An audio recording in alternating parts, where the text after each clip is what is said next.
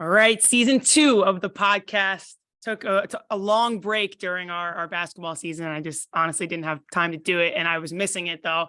And no one better than Ben Lober, director of analytics, video coordinator, all the good stats stuff, which we're going to get into today at Iowa.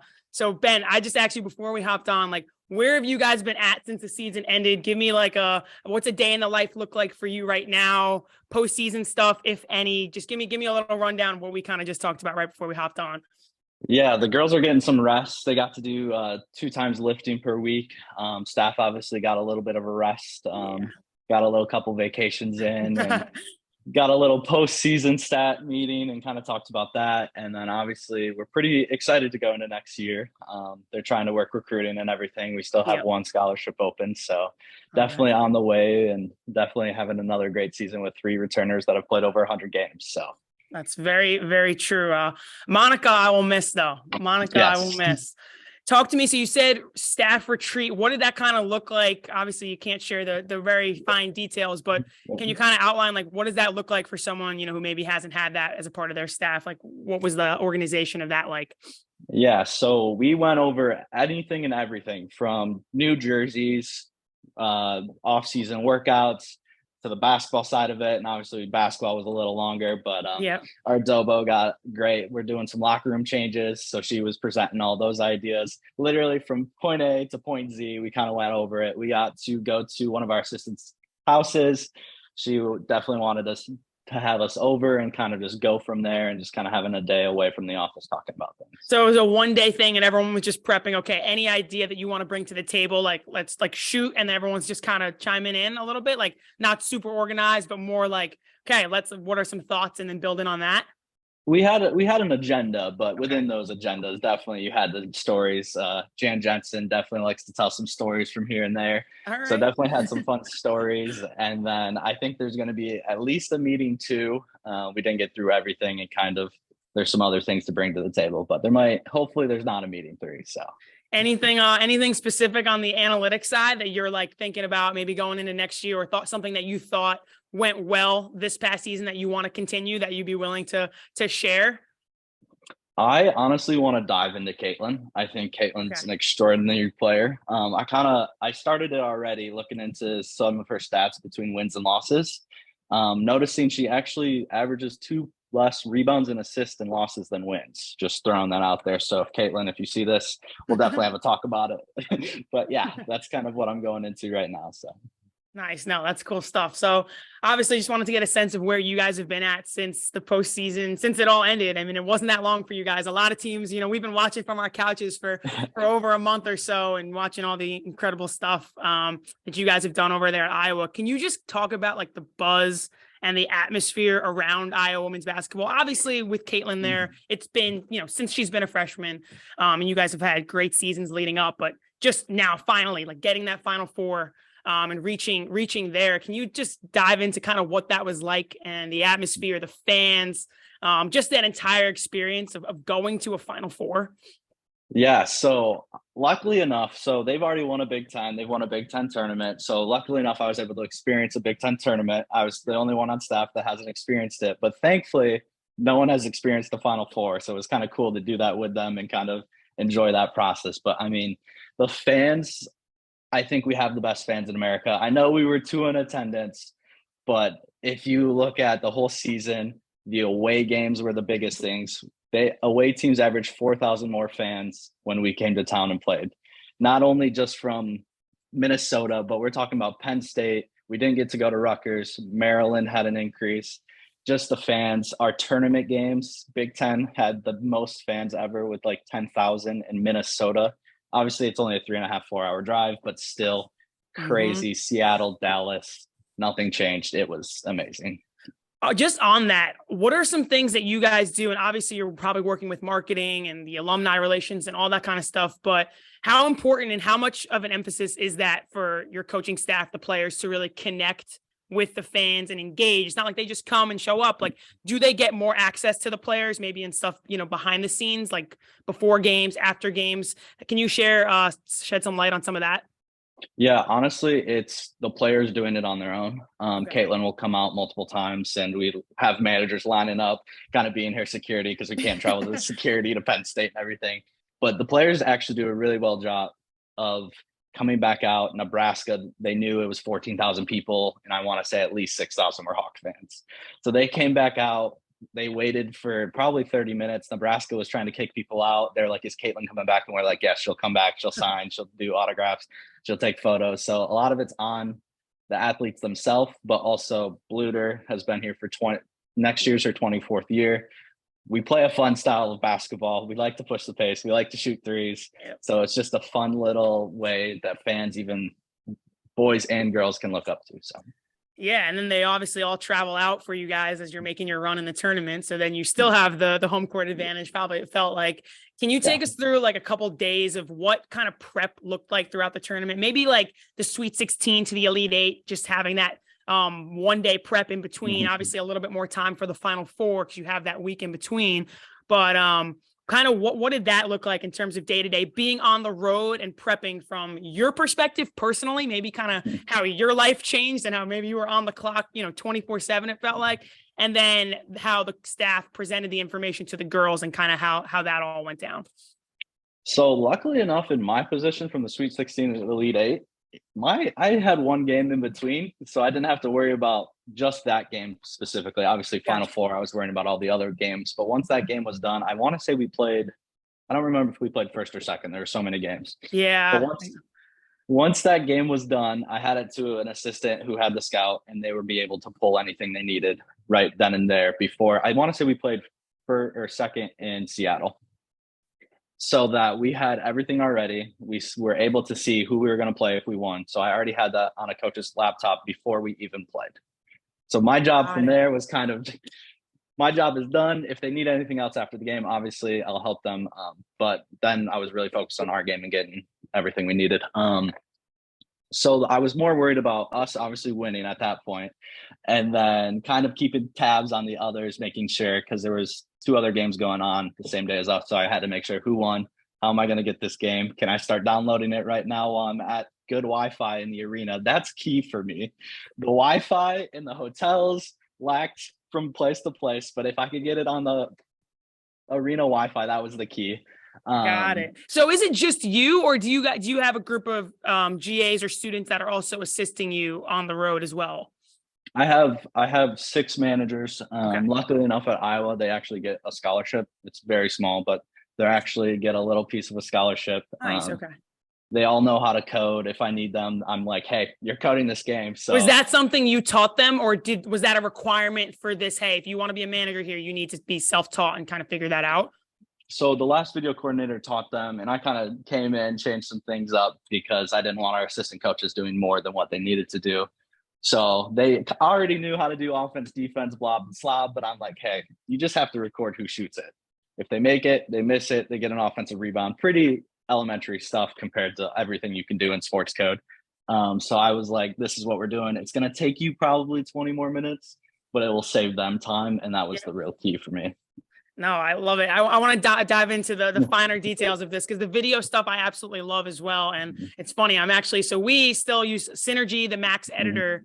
And I've always been like, all right, like what is like, I know sports code's like the highest of the high, all the professional teams and the big Power 5 schools are using it. I'm like, what are the huge differences? So I literally am running a trial of sports code right now because I'm just curious.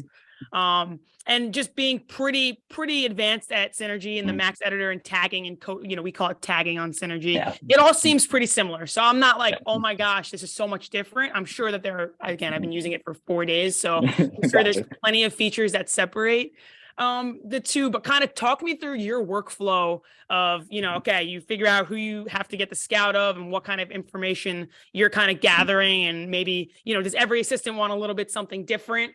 And kind of how you're working from beginning to end of delivering that scout to an assistant coach.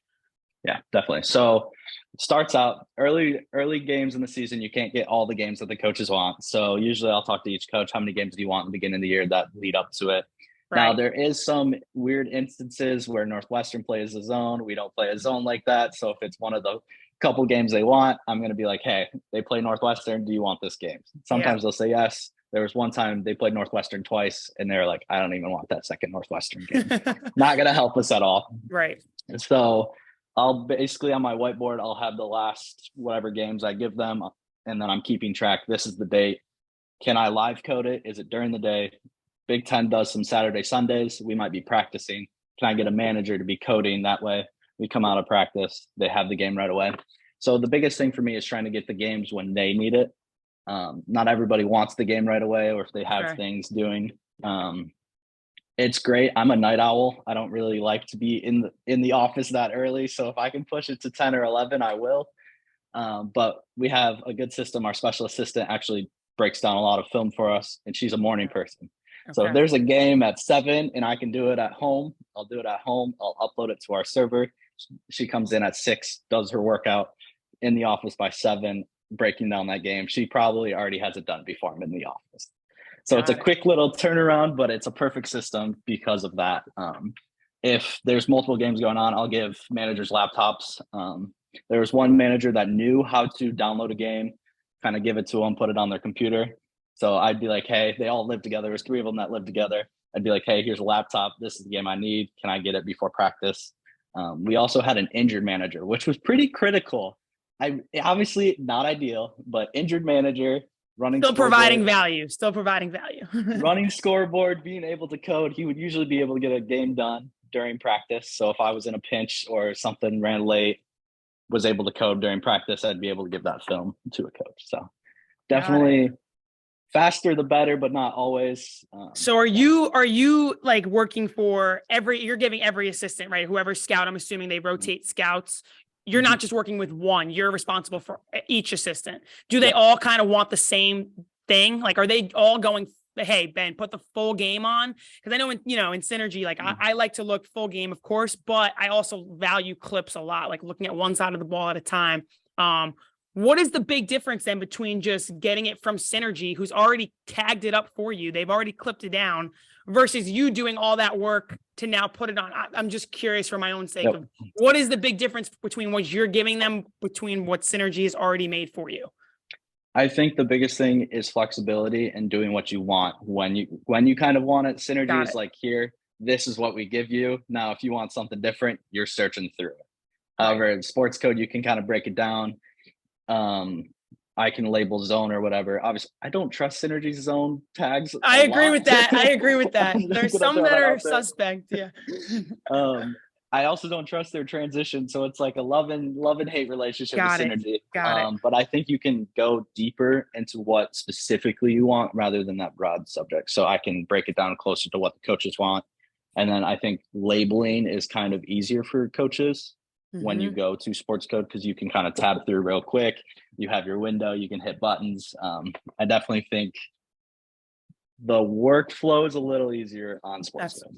Yeah, I'm diving into it. So I'm excited to see. I just was always curious, like, okay, what are the different things that you're doing that Synergy is doing all the work for you? But I totally agree of it just being accurate and knowing what you're getting, right? Yeah. So you're putting that stuff on the hard drive for the coach. You don't want any mysteries of what's going to be on there, right?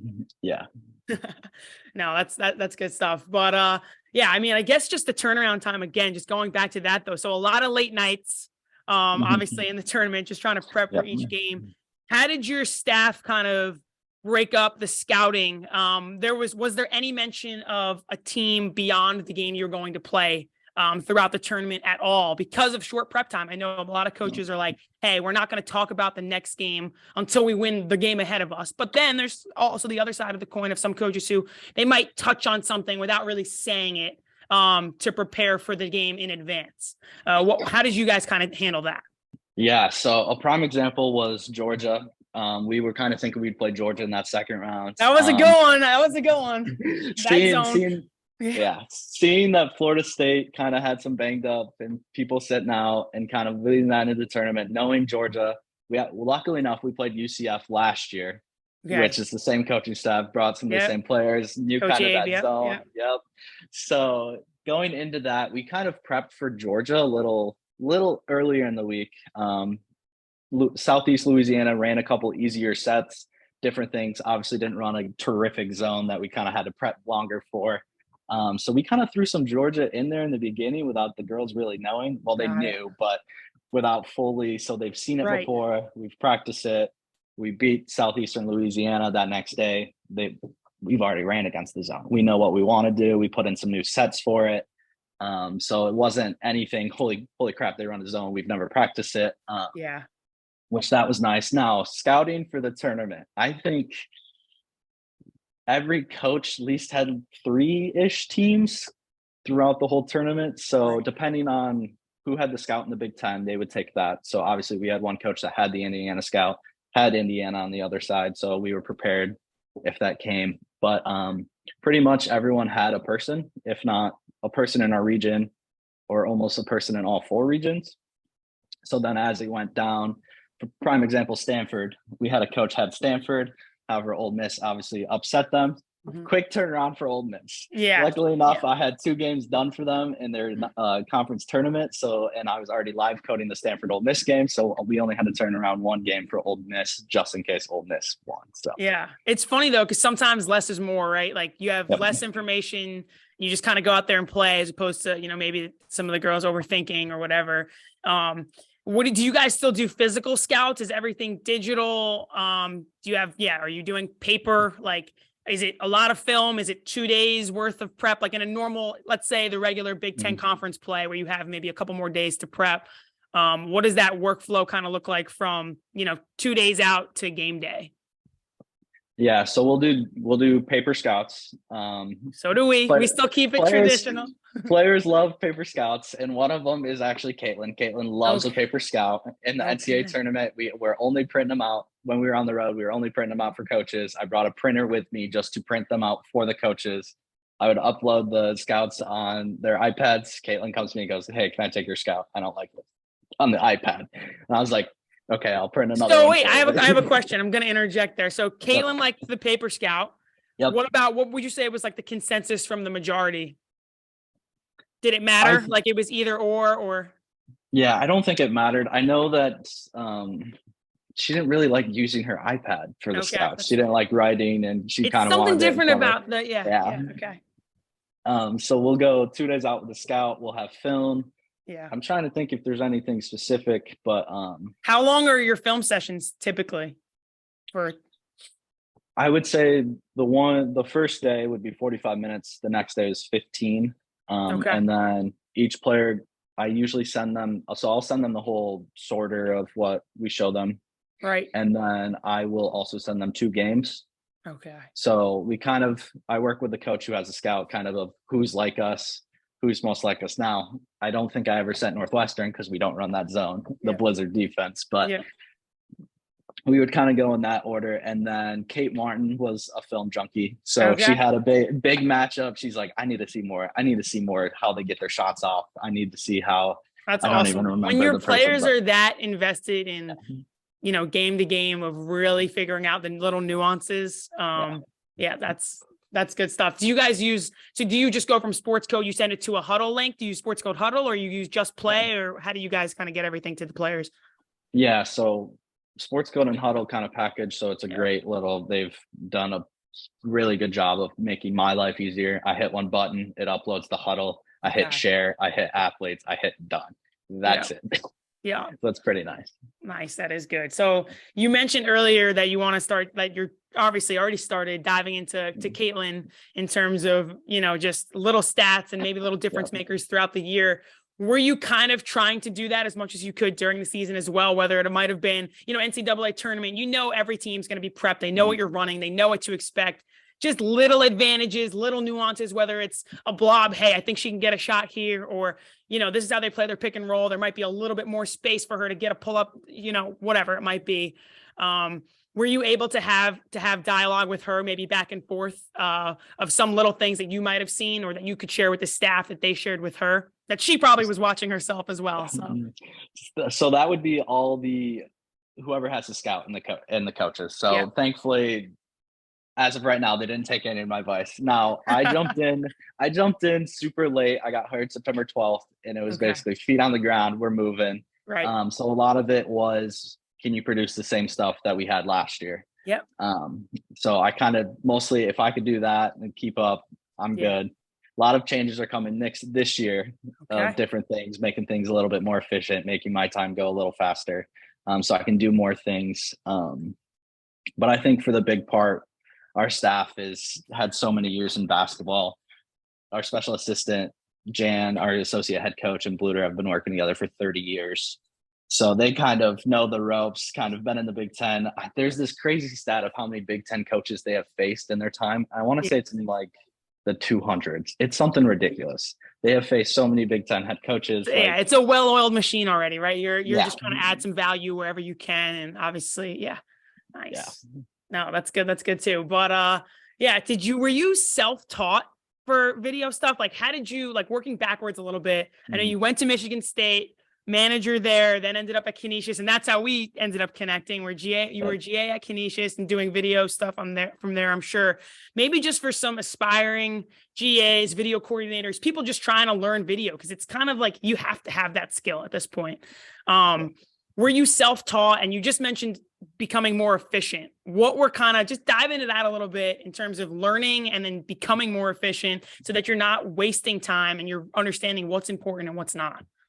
Yeah, so thankfully at Michigan State they had Huddle and in sports code, and the video coordinator is kind of my mentor. Kind of helped me actually get this Iowa job, which is kind of funny, but he was always looking out for me. Taught about 6 or 7 of us. The head manager at the time at Michigan State is David. He's now at Vanderbilt as a video coordinator. So we kind of built this little legacy of Michigan State managers becoming into the sport, which is kind of cool. But thankfully I got taught with sports code, kind of did the basic of what to do. Wasn't labeling any plays, thankfully, as a manager. That was our video coordinator's job. So very basic kind of offense, defense, who shot it, who did it, who missed it. Same thing of what I did with my managers, just so there wasn't anything crazy. And I'm not handing a coach of, hey, this is the manager's thoughts. But thankfully, definitely having that learning experience at a Power 5 already. Then kind of transitioning into Canisius, where it's more synergy. Didn't like it as much. Yeah. Okay. Still. Wait. Give me the break, because again, I'm still using, like, we have the advanced synergy package, so I'm like, okay, like this is like, again, once I've dove into the tagging and creating my own code window, whatever, that's where I'm like, okay, I see where the sports code value, where that is. But I feel like they continue to upgrade that as well. So just off first basis, I'm like, okay, I can label stuff and, add links to whatever, like on synergy as well. So just give me the pitch for sports code right now. Like you mentioned it before, some labels, but what did you hate about synergy after using sports code? Maybe that's a better way to put it. Yeah, I think the manipulation of your clips. So in sports code, I can label, hey, Mackenzie DeWeese shot a 3. I want to see the 2 seconds before that, the 3 seconds after. That's all I want to see. I don't want to see the whole possession. Now I will have that whole possession labeled just in the offense. But if I'm like, hey, Mackenzie's not shooting very well, let me see why. Her feet's not set, blah, blah, blah, blah, blah. I can just go in, hit that, and that's what I see. So it's as opposed to getting the 15-second clip. That's yeah. And I noticed too, like sometimes in synergy, full games, you can't really tag your own. Like I have to do everything in clips, which is annoying because then I'm watching the same 5 seconds beforehand on every time. Okay. I think there's just some weird things where, especially if you have the people and obviously have the money, that like you can kind of, I don't want to say one's right, one's wrong, but I think you can kind of improve your workflow a little bit and kind of shift towards, I don't want to say time saving, but kind of time saving, if you know what you're doing. And that's what you have to do, right? Becoming more efficient. Like, can you talk about the process of maybe when you first started, maybe your first year, kind of learning it, and how long it might take you to code a game then versus now? And did you spend a lot of time in the off season, like actually putting in the work to improve? It's not something that you could do for 3 months and then, okay, this is whatever, I don't have any games left, I'm going to wait till next season. Like, how did you intentionally improve as the course of your career went on? Yeah, so you start out on 1 time speed. You kind of make sure you're hitting all the right buttons. Thankfully, there's hotkeys, so you're not moving your mouse and hitting the buttons for sure. So once you kind of learn the keys and everything, and then I started moving up speeds. So I'm at the point where I will never watch a game in 1 time speed again. I'm a 2 time speeder. Okay. That is the fastest you can go. 2 time speed. I think I started out probably an hour and 30-ish minutes for a game. obviously you're in the office with a bunch of other managers. There was 3 desktop monitors that everyone kind of coded if you needed to. And then once you were getting the hang of it, you go 2 times speed. If no one's around you, I think I was able to get it down to like 45-ish minutes. Nice. So just that 2 times speed, knowing where all the buttons are, not having to kind of waste time and move your mouse around. And now I think I can get it. There's a little less data and different stats that I do now at Iowa, because some of it we just coaches don't need. I think I can get a game about 30-ish minutes. So it's a quick. That is. Yeah.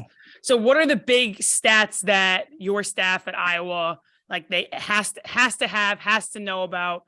Maybe aside from the basics, obviously, field goal like just the generic ones, like the 4 factors, but are there any like advanced stats or lineup data that you guys use that your coaches really value that might be outside of the box?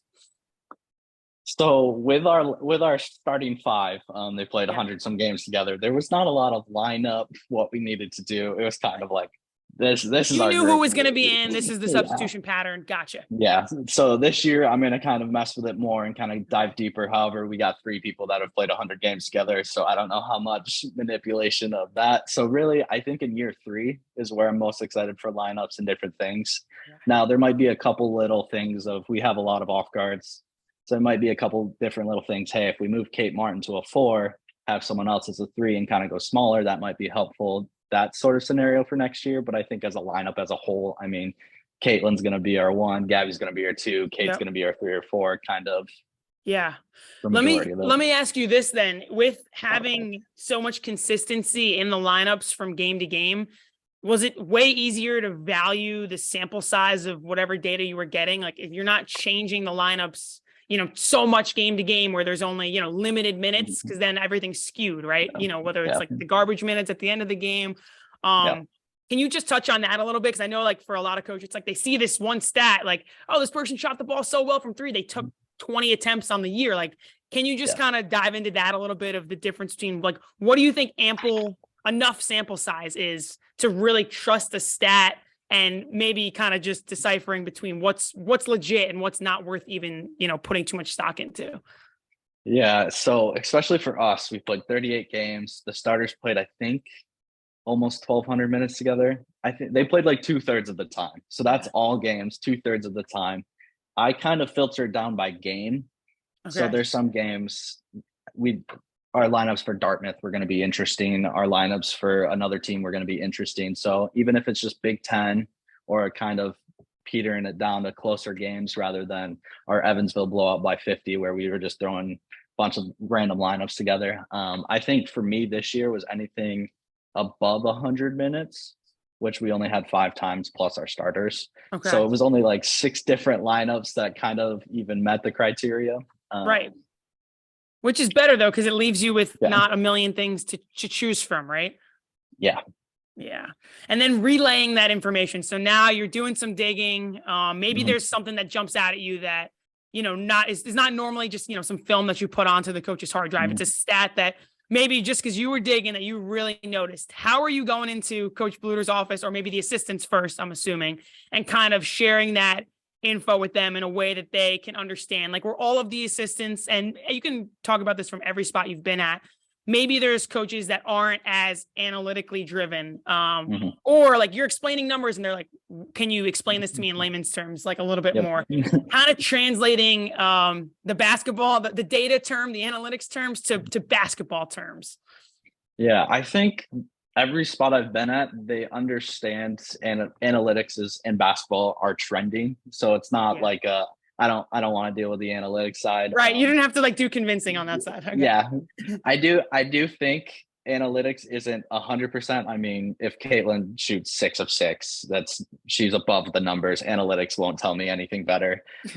So there's some weird things, especially like with playing time and lineups. I think if someone's hot, I don't think you want to take them out of the lineup, but however the stats might say so. So I think every coach kind of understands that there's a happy balance between just sticking to the analytics and then kind of how the game's going.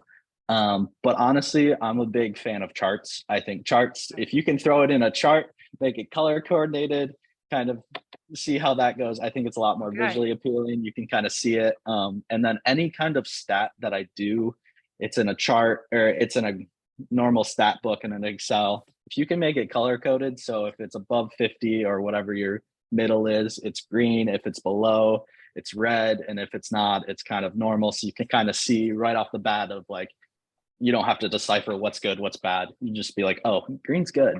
This is what we're doing. We're gonna have to jump on a private Zoom lesson after this for some Excel stuff, because I would love to get into that, and I don't have great Excel skills. But are you doing that in like bar graphs, like pie charts? Like you're doing a lot of custom charting yourself? Well, this is the other problem I have with Synergy. They took the reports away that Coach Bluter and our staff really loved. So she's like, hey, I love these charts. What can you do? And I go, okay, let me make something. So a lot of it was just pie charts. I have some different bar graphs, but I think pie charts are key. Kind of, you can see the percentage. So we do a lot of looking at opposing teams pick and rolls, and if who's coming off the pick and roll, who's scoring off of it. So then you can see in a pie chart, hey, Synergy has this girl only does pick and rolls, and she's gotten it 70%, and that's their offense. All of the ball screens, 70% she's either shooting or scoring off of. We might want to see our pick and roll coverage. And then she also likes a lot of like transition. We want to be one of the best transition teams, which I think we were close, if not the best. And then she also looks at kind of what we rank up against and what they rank up against offensively to see where we need to key in defensively, and then vice versa. Do you guys have like game goals as well, like based on the analytics? So like maybe the players don't know, but it's a staff thing that, hey, like we've got to shoot this many threes. We want this many possessions depending on the style of play. So actually, no, we try not to. Our offense, we try not to like limit. So we'll go. I like it. Yeah. We'll go in and be like, hey, we might want some more screens. We might want some more ball screens, kind of like in the South Carolina game. I know we kind of touched on that, kind of getting people in different screening actions. And that wide pin down was really good to you guys, man. Yeah. So kind of some actions that we wanted to get into, not saying, hey, we need a possession where we need a ball screen and we can't score until we have a ball screen, but kind of keeping the girls' minds open of, hey, these are the top 3 actions. Try to get them. And we know they will be good. Whether you see it or not, we know they'll be good. So kind of getting their minds and kind of thinking, oh, I see Caitlin on the block. Maybe I should go set a pin for her. Yeah. Kind of that sort of thing. So this came up a bunch, obviously, in the last game, in your Final Four game, but even just for teams throughout the NCAA tournament and throughout the season in general, was 2 foul participation and whether or not to play someone with 2 fouls, not like, do you have an opinion on that? Just based on the analytics, I've heard all sorts of things from the men's side, like don't foul your own players out versus the traditional, like you can pick up 2 fouls, you're sitting for the first half. Do you have a personal opinion that I will not report to the Iowa coaching staff if that's different on that one? That one just came to mind. I'm curious if you have a strong opinion or it's just game to game. I think it depends on who. And I think you have to trust. Different trust levels have different things. And I think timing, I haven't dove into the analytics that deep into this topic because you hope it just never happens. Yeah. And especially, I'm going to use Kate. We could do a whole podcast on Caitlin, just herself alone. Yeah. But Caitlin on and off the court is something crazy, like stat wise, especially you see it in Curry in the finals, his on compared to his off. So I think you kind of have to look into that and see if you can get her in for moments where she won't get. I know you guys did a great job of. Yeah. I'm a big fan of the offense, defense, and situations you can. Especially you get Caitlin on offense. Who wouldn't want Caitlin on offense? Now, if you need her out for defense, I understand you need her out for defense. So kind of those scenarios I really love. I'm kind of more. I want to dive deeper into the end of game situations, foul or not foul. I think women's game is in a better position because of the advancing, kind of keeping your timeouts and like how many timeouts do you think you should have at the end of games? I kind of want to dive into more of that scenario than kind of the foul. Yeah. I love it. No, that's good. Yeah. It's so many different things that just every program does differently. And you see a lot of coaches now, like they're playing people with 2 fouls. And like you said, though, it does depend on the player, but what point of the game is it and all that as well. As we start to wrap it up too, are there any specific like analytic websites or platforms that you feel like maybe someone just getting started could kind of dive into or someone that's more advanced? Like, is there a site that I know for the men's side, like they love Ken Palm and all that stuff, that you would recommend, or that are go-to for you throughout the course of the season? Yes, I used a lot of her hoop stats Okay. along with Synergy. I think those paired pretty nicely. I'm looking into a new one. I don't want to give out full the secrets, but Okay. it's called Okay. Hoops IQ. All right. And it kind of interests me, and that was able to do a lot of things that could save me potential time and kind of dig deeper. So I'm looking into that one. I don't want to fully ambassador that one because they reached out to It's me. a I'm new still one. looking Yeah. into it. Yeah. Have you So used CBB Analytics or heard of that one at all? I have. I played around with it. I wasn't Okay. the biggest fan for Yeah. what we needed at the time. Gotcha. All of it I could get from Synergy or kind of her hoop stats, and her hoop stats at the time was $5 a month. And I was like, you know what? We'll just run with it. This is what the last guy was doing. Don't need to change anything right now. So Yeah. No, I love it. I love it. All right. So to end, I didn't put this on the email, the okay. topics.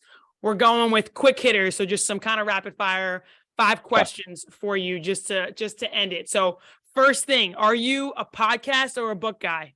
Which one? Podcast. Give me a couple recommendations off the top. Anything? Well, obviously your podcast. Oh, I appreciate that. Now that I'm starting it back up. Well, I listened to the Final Four one because I was curious. Okay. Oh, you nice. did pick South Carolina. I did. I'm not gonna lie. Put that out there. That's the I end had of it. it, you guys in South Carolina, and I'm sorry about that. It's okay. But podcast guy for sure, huh? Yep. Okay. Better college city, Iowa City or East Lansing? You being the Michigan State guy. So I'm going to say East Lansing. I'm not a college student anymore, so I don't go downtown. Now, my managers obviously say Iowa City. They have enjoyed East Lansing in their offseason before. So I would say East Lansing. Managers obviously are going to say Iowa City. All right, I'm throwing this one in there. I'm adding football. What about the football atmosphere? Michigan State or Iowa? Oh gosh, this is tough. I like aspects of both.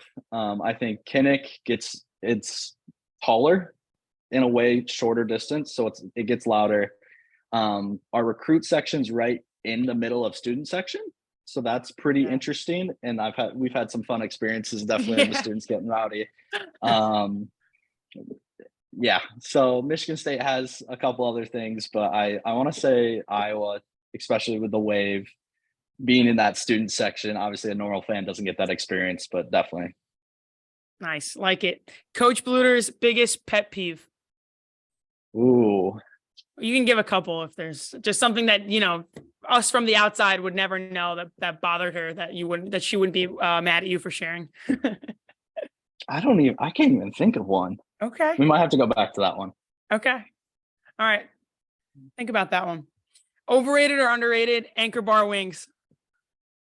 Your Canisius time. Overrated. Barbell by far is way better than Anchor Bar. Barbell. Okay. So we obviously make our trip up to the Buffalo area once a year to play Canisius and Niagara. So that was always like, oh, go to Anchor Bar, but I'm totally with you. Overrated. Yep. Yes. Overrated by far. And then the last thing I wanted to just touch on, a little more serious.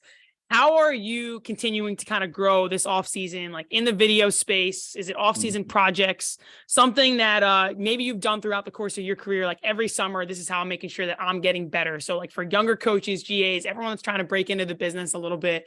What are maybe some habits that you've built or just ways that you're continuing again to make sure that you're getting better and not staying the same year after year?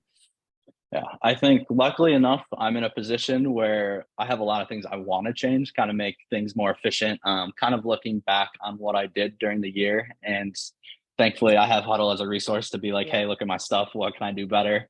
But definitely kind of picking projects that I want to do, like diving into Caitlin's stats. Coaching staff didn't ask me. I'm kind of just curious. I want to dive into Kate and Gabby as well because they've played over 100 games.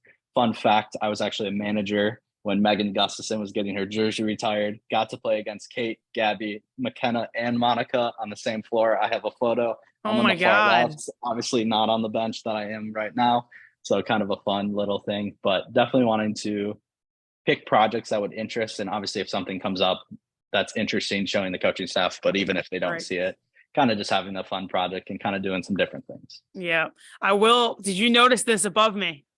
You know what I did that is? not. It's a Hawkeye.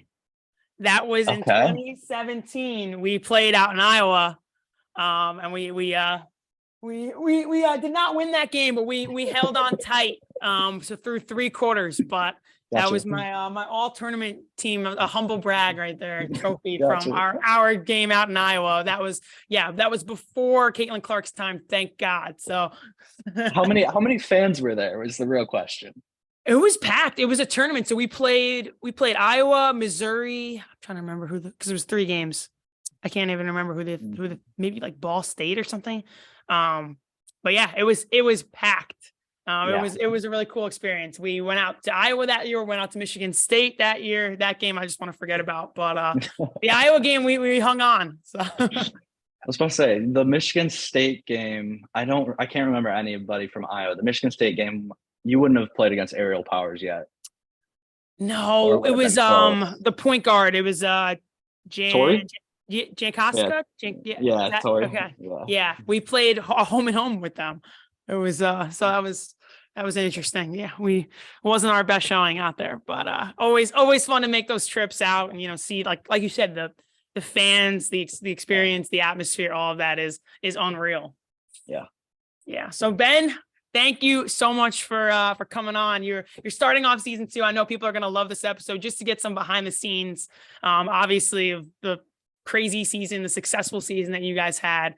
So excited to see kind of where your future holds. What do you got going on? You got any vacations coming up or anything this summer? I'm gonna go home for Memorial Day, but honestly, not being on the road like I was last year is kind of a home blessing. Still Michigan? Yeah. Okay. So home is 30 minutes south of East Lansing. So that's kind of the fun little fact that obviously still tied to both, but obviously love Iowa. Michigan State's in the past, but still have a soft spot. Not athletically with women's basketball because we're rivals now, but definitely with other things. So awesome. All right, Ben. Well, thank you so much again. It was awesome chatting with you. Appreciate it. I'm glad to be season 2 first guest.